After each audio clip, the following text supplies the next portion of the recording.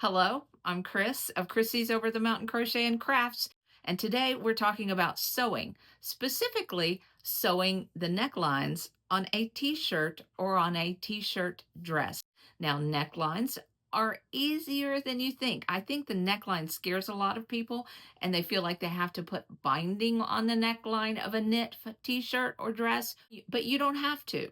You can use the same fabric that you used to make the main body of your t-shirt. If it has good stretch, you can do that. Let me show you the neckline. There is a line of stitching right there. And you can obviously see that I used the same knit fabric for this neckline. Now, I do all of my necklines and all of my knit sewing on a regular sewing machine. I don't have a serger. So after I have sewn on the ribbing, I sewed the edge with an overlock stitch or a zigzag stitch or any kind of stitch that will finish the edge. Does a knit fabric need to be finished? Most, not usually, but you're going to want this to stabilize the fabric so that when you stitch down and do the top stitching, after you iron the neckline in place, you can come through and top stitch over top of that portion that you did the zigzag stitch with. Now, I want to show you what you can do wrong with a neckline if you're using the same knit fabric. So this is a knit, and do you see that droop right there? There's one of two things that you can do to create that droop. While you're sewing the ribbing on, you can stretch the main part of the dress. You can stretch the dress instead of treating it like a cloud. When you're sewing on the ribbing, you should just handle this little piece of bodice fabric like it's a cloud. The only stretching that should be done would be on the ribbing. Now, I gave it the right amount of stretch, but the ribbing is too wide. I made it 1 3/4, and look, it droops. But this knit fabric has a little bit more stability to it. It's a little heavier. So I put 2 rows of top stitching at the neckline. I really do like that treatment. And on this neckline, I sewed it in the flat. 1 shoulder seam, and I also placed interfacing at the shoulder. You can see that interfacing. This is 1 shoulder seam. I sewed the ribbing on in the flat, meaning the shoulder seam was entirely open. Once the ribbing was sewn in place, I sewed the shoulder seam closed and finished with an overlock stitch.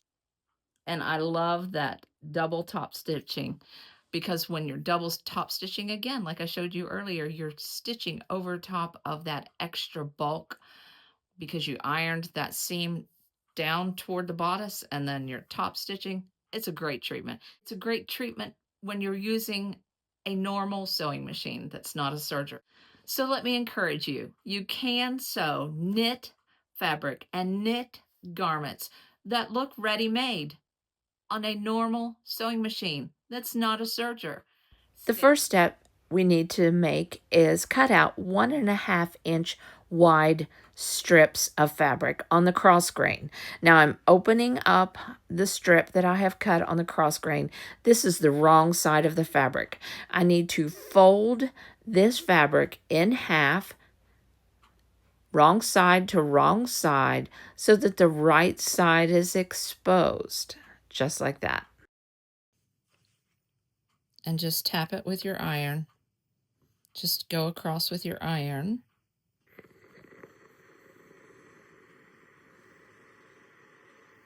Making sure you are keeping everything straight. You're not working any stretch or any bends into this.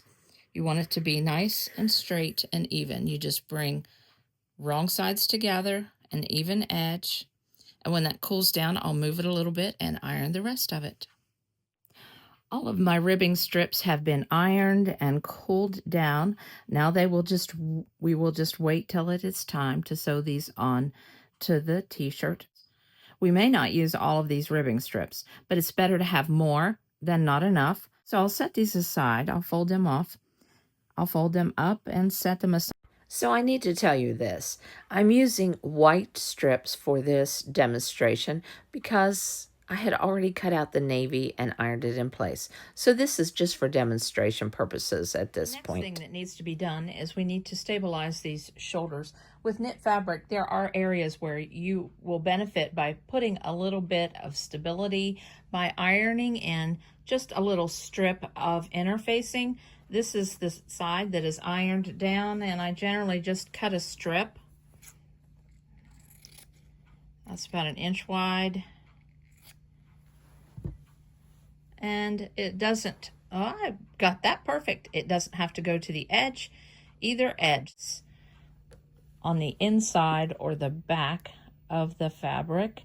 So just tap that down with an iron. Now the sewing that you do will help keep that in place, but you also don't want this end that won't be sewn on to flip up and be all bunchy. You could also trim that off if that does happen. So let's cut the second piece. Let's just cut right here. Even that out a little. There is no hard fast rule here. You could even just make sure when you put the iron down, there is like a little bumpy edge that you can feel the glue. Make sure it's glue side down or you'll have a mess on your iron.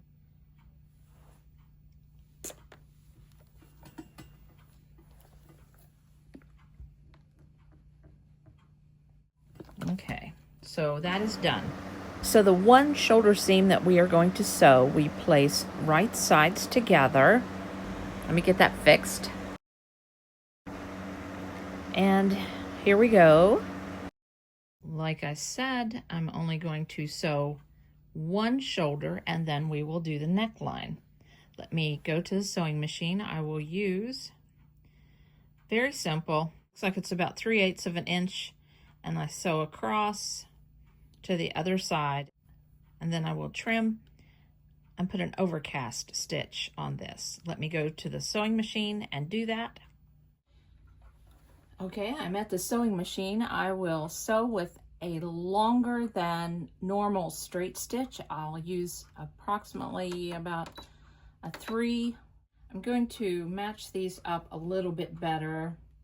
I'll place a pin right at the beginning.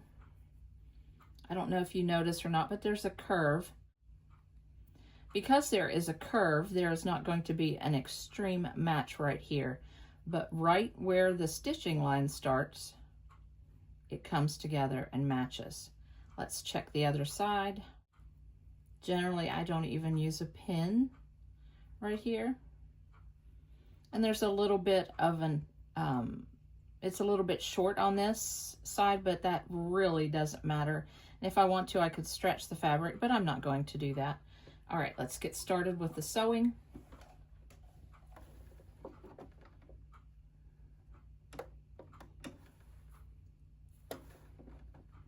And like I said, it's about 3/8 of an inch wide. I'm not sure how many centimeters that is. All right, I'm going to start out kind of slow. I want to start out on the interfacing. That will keep the knit from going down into the feed dogs. I am going to back stitch here.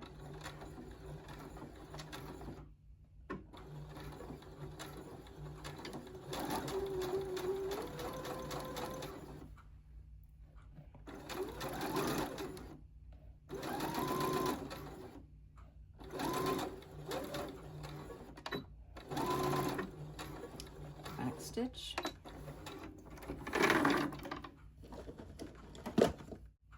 Right there, you see I sewed over top of that. Now I'm going to trim this down. With knit fabric, you don't need a large seam. And because I went into the interfacing, I'm trimming off some of the interfacing. There we go. Now I will use an overcast stitch. So I'll change my presser foot.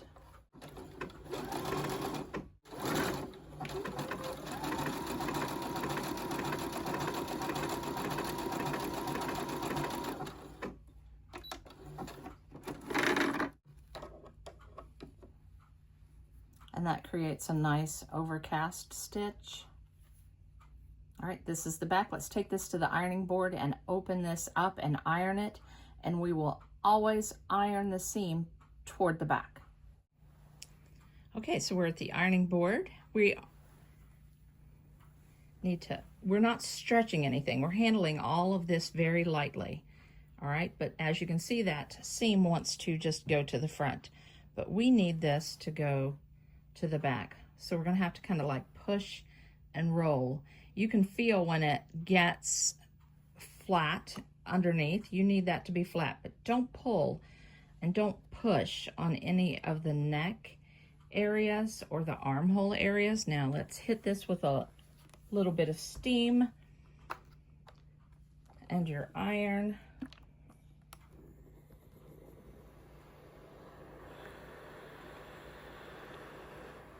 And the exciting part is next. Next, we do the neckline. We will put the ribbing on. Let's let that sit and cool just a tad bit. And I like to take my hand and push. I probably have, just be careful, don't burn yourself. I probably have hands that are a little tougher than when I was younger, but I think pushing on this with your hand will help. All right. I think that's good. That's a nice looking seam, isn't it? All right, now here we go. This is the exciting part. Like I said, picking all of these pieces up and being very delicate. I want to turn this around.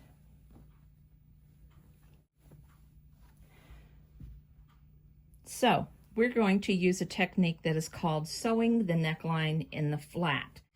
Now we will be sewing this ribbed portion onto the neckline in the flat.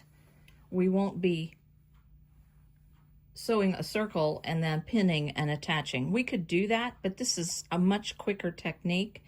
So I'll carry all of this to the sewing machine and just sew it on in the flat. And there we might have 10 inches left over. I don't know. But I'll explain to you how we sew it on in the flat when we are at the machine. The biggest thing I want you to remember before you start handling it is, before you start handling this piece that has been sewn together, is this has to be held very delicately.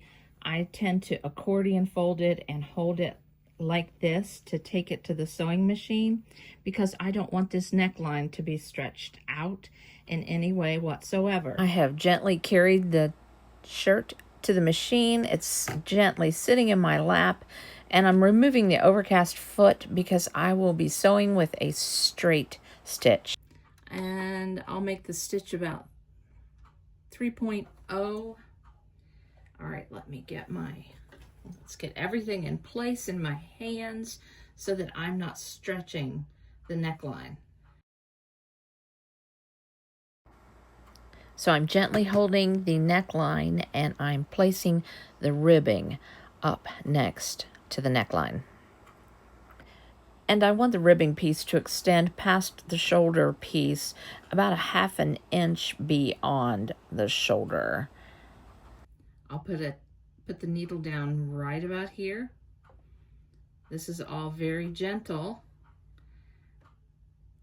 And I sew about a presser foot, about the width of a presser foot. All right, now I want to get everything straightened out underneath, but I don't want to pull on that neckline. I want to hold the neckline and support the neckline with my hand and get it started. So I'll hold, you can see the curve of the neckline. I'm going to hold the neckline over just like this, but I'm going to take just a couple of stitches. Let me take a couple of stitches.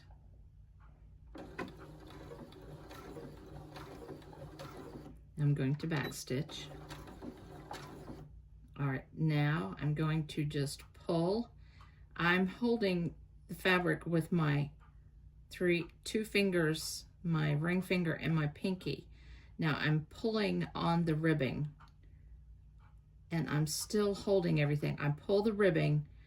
This is lightly next to the machine, pulling the ribbing, and then I anchor it with my finger. And then I stop. I let go. I make sure this hasn't been stretched. Now I pull on the ribbing again. Take a few stitches.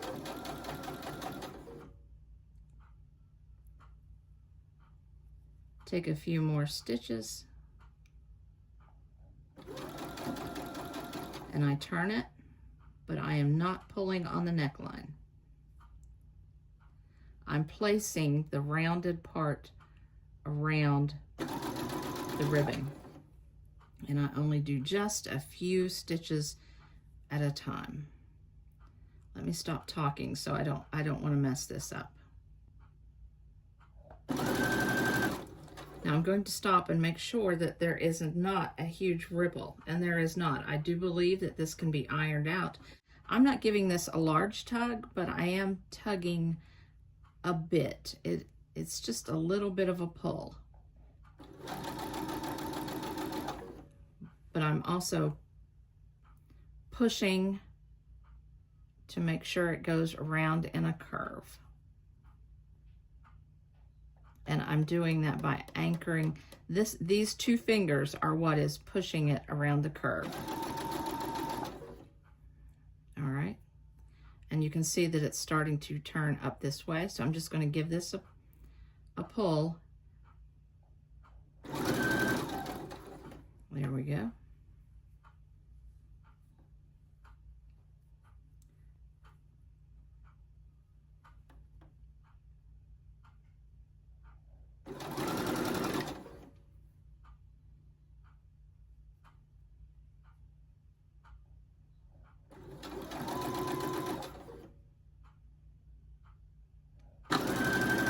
We're coming up to this opposite shoulder seam. We want to make sure that that seam is pushed to the back.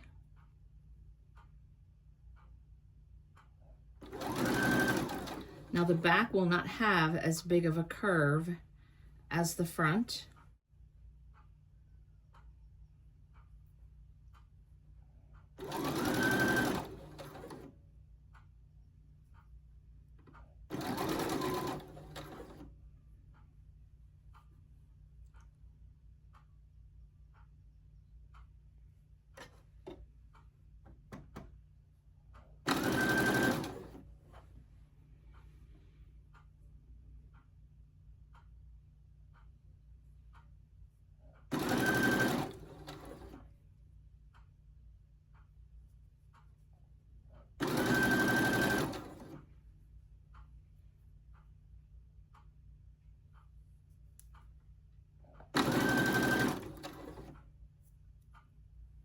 And now I'm coming up to the shoulder seam.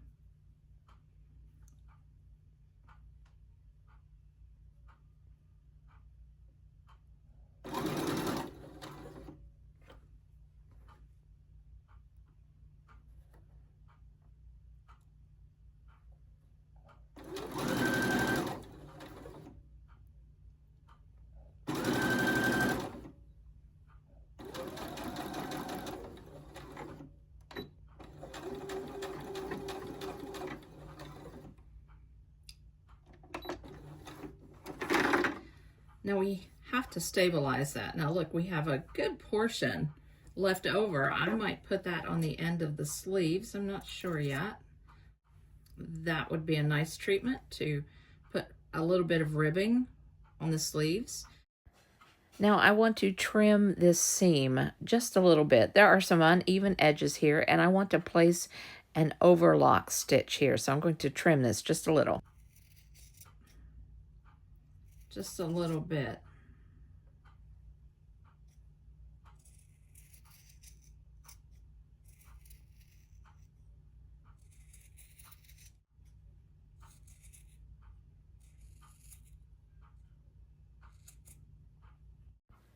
Next, I need to place an overcast stitch all around the entire neckline seam. So let's switch our presser foot. Again, I'm not handling this neckline much. I'm still not stretching it. I will shape it into place after I get this overcast stitch put on the the seam. That will create a little bit more stability in this neckline once I get this overcast stitch, because it's a stretch stitch also. I always grab my yarn, my thread tails to get it started. There we go, so pretty quick.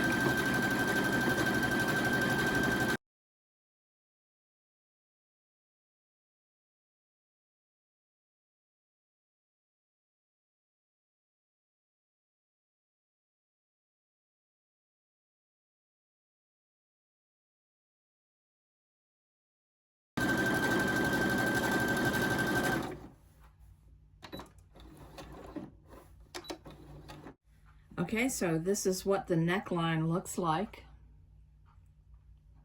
And then on the back, you can see just a little bit of a ripple, but we're going to iron that ripple out. Let's go to the ironing board.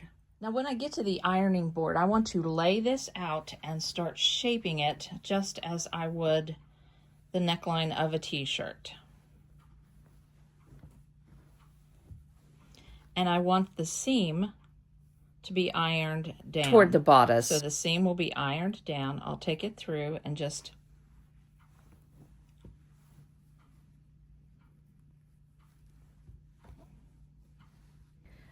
I'm doing a lot of finger pressing at this point, pushing the seam toward the bodice. I'm pressing everything with my fingers underneath. I can feel that seam, making sure everything is pressed down. And I'm shaping the neckline.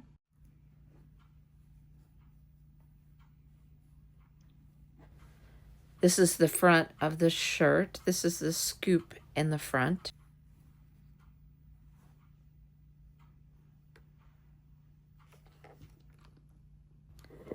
I generally shape and iron just little portions of the neckline at a time. You can't do it all at once. Now I'm using my fingers and my hands to continue the pressing after the iron and shaping it while it cools down. And then iron a few more inches, and it's starting to look nice. And then continue the shaping. Now this shoulder seam, it's a little bit hard where we have the interfacing. It's a little bit of a hard bump, so you'll have to give it a little bit more attention. But while I'm pressing this, I'm trying to shape the neckline at the same time. It can go a little off if you're not careful. Looks like I may have stretched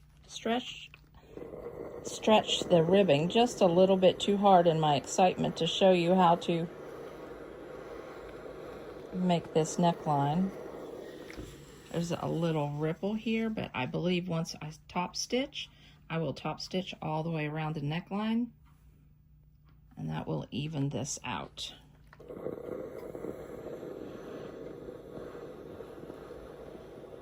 Like I said, and if I have to move and shift the neckline, I always make sure I reshape what I have ironed back in place. And like I said, I'm giving a little bit more attention right here because it's just a bit of a knot.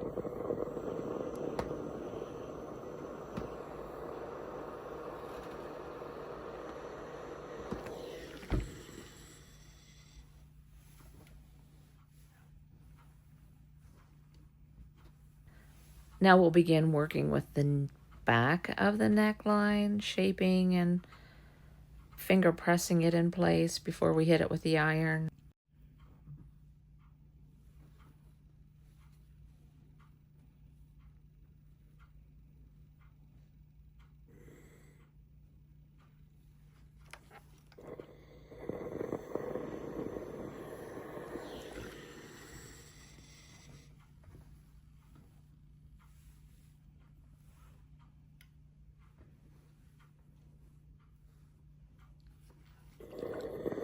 So I have ironed down the neckline so that the seam is pressed to the inside or toward the body, not up toward the neck. I'm going to take it to the sewing machine and I'm going to top stitch around. It looks like I have pulled the neckline too tight. I have pulled the ribbing too tight. We'll see. If it's too tight, we'll just cut it out and start again. All right, so I need to take the overcast foot off and put my straight stitch back on. I'll be top stitching. I'll make sure that I stitch through this seam that has the overlock on it because it is turned toward the body. It's been pressed in place. Let me move that to a top stitch, and I will use a 3.5 millimeter stitch. And I will do this by feel. I want to make sure that my needle is going into this seam that is underneath the ribbing. So I'm going to do this by feel. I'll be feeling with my pointer finger, and I'll be watching where my needle is placed. All right, there we go. Let's do a back stitch here.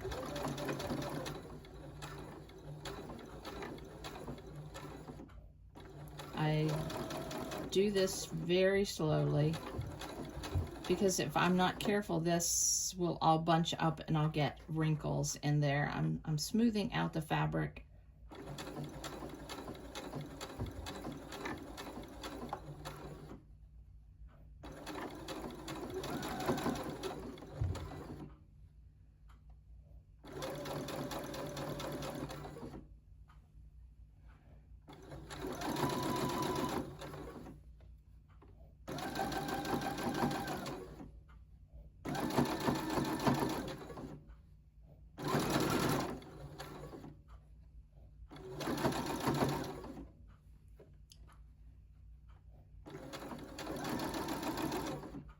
It's about 1/4 of an inch by the feel of everything, and by the marker on my presser foot, I've been able to just use the center guide on my presser foot, which is 1/4 of an inch.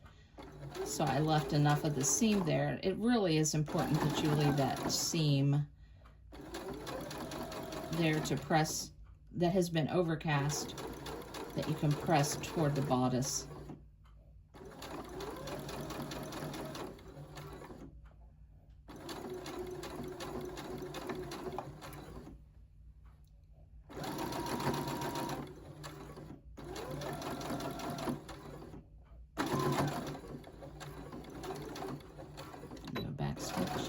See how that looks? And that looks really nice, doesn't it? And look how nice the scoop looks on the front. Isn't that nice? Now it's time to sew that open shoulder seam together. So place right sides together. But I'm going to match the seams. I'm going to make sure these match very well. Pin them in place.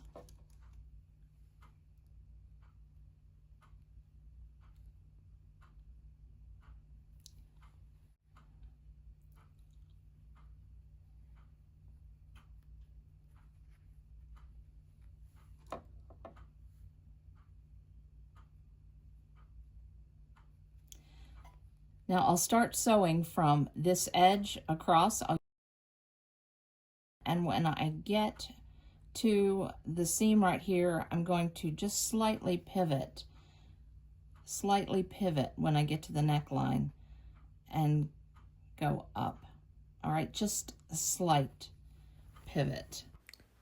All right, so I'll use a 3/8 inch seam. I'll make sure I start stitching on the interfacing. Back stitch.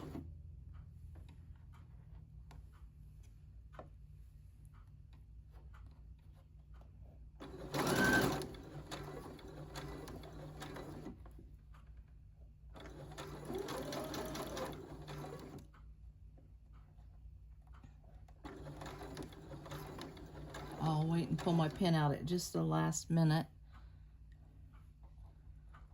And I want right where I know my needle is going to be. This can be off a little bit and not totally lined up even. This can be off, but right where my needle is going to go through, I want these to be flush. All right. So I pick up the presser foot and pivot just a little toward the inside of the neck. All right, now I'm going to trim that seam and then put the overcast foot on. Just a little bit of an overlap, but it will be okay. If it's a small, it will be fine. And I'll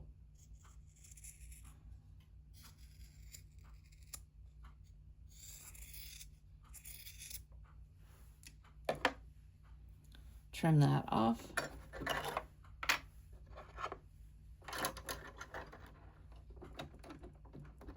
Put my overcast foot on.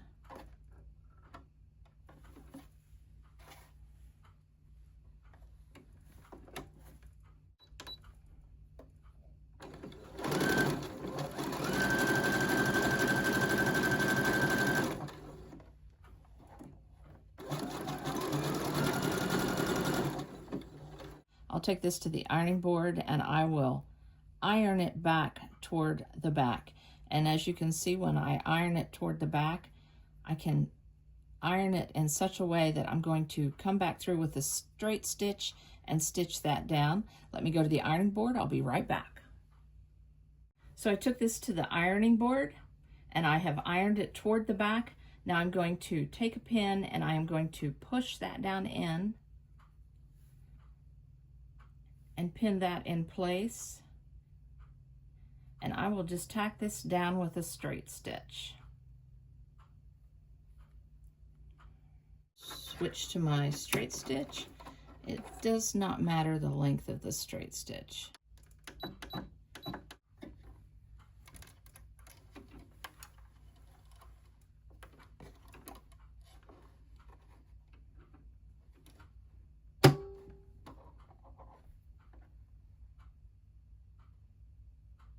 I'm going to keep hold of that little tail and make sure it gets sewn down.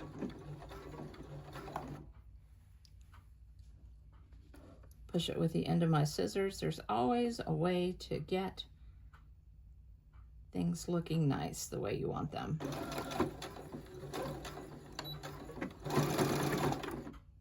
Let's see how that looks. Let's see if I accomplished my goal.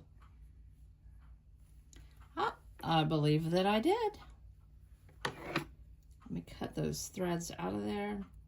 Let's take a close look. And there you have a nice neckline, and it was easier to put the ribbing on.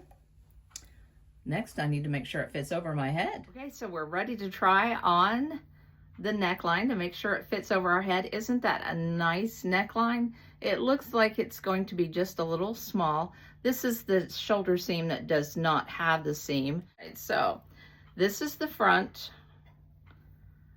This is the front. So let's put it over our head and see what happens. It's always best to try things on as you're working on them, and I think I'm going to like it. Since I've had a mastectomy, I really like a high neckline. And there we go.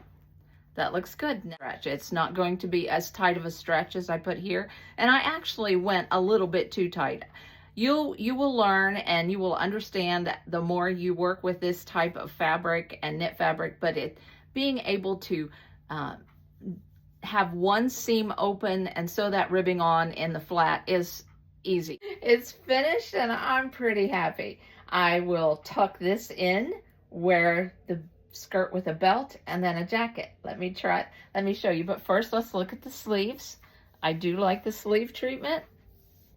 I like the hem treatment. I like the sleeves. I like the neckline. I like it all. I'm really happy with this higher neckline because when I bend, if it's just a slight scoop, I bend over, you can see my prosthetic. So anyway, let me try it on with a belt and with a jacket. I'll be right back.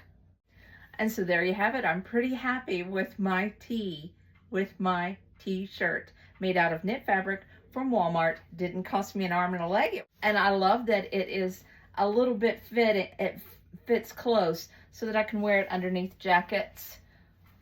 I really like this. I really like this tee. I like the neckline. I like how quick it was. I like how simple it was. And I like how easy it was, but I don't like the fact that it turned my fingernails blue. Look at my blue thumbnail. Anyway, but I hope you enjoyed this tutorial. I hope it made sense. This is a new thing for me, making tutorials that are sewing tutorials. So if you can give me some tips on how to make them easier to understand, I'm totally up for it. You won't hurt my feelings. You really cannot hurt my feelings. Well, it's good to have you on my side of the mountain. I hope you'll come again soon.